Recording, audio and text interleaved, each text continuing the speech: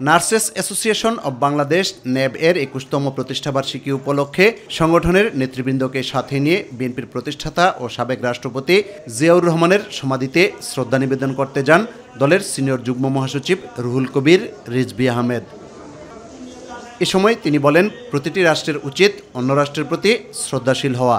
বিশ্বের যে সমস্ত গণতান্ত্রিক দেশ, ভারতের প্রতিরক্ষা মন্ত্রীর ভারতের বিভিন্ন কমান্ডারদের সাথে যে বৈঠক, এটা উদ্বেগজনক, এটা উস্কানি কিনা, এটা জনমনে প্রশ্ন দিয়েছে। আমাদের সাথে অনেক অমীমাংসিত বিষয় আছে, কিন্তু আমরা পরস্পরের সার্বভৌমত্বকে শ্রদ্ধা করি। আমরা যেমন ভারতের স্বাধীনতা সার্বভৌমত্বকে শ্রদ্ধা করি, ভারতেরও উচিত হবে বাংলাদেশের স্বাধীনতা সার্বভৌমত্বকে শ্রদ্ধা করা, যেই ক্ষমতায় আসুক না কেন।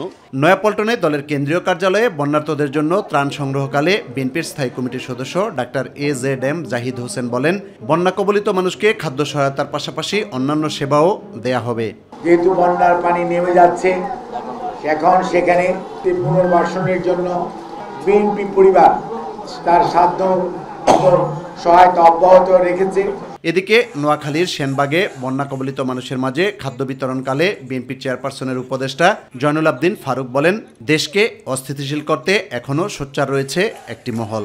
সে বলতো যে আমার বাবার দেশ আমার দেশ, 16 বছর লুটপাট করে বাংলাদেশকে খেয়ে ফেলেছিল, বাংলাদেশের অর্থনীতিকে শূন্য করে দিয়েছে, বিদেশের মাটিতে 92,000 কোটি টাকা লুট করে ওই নিয়ে গেছিল।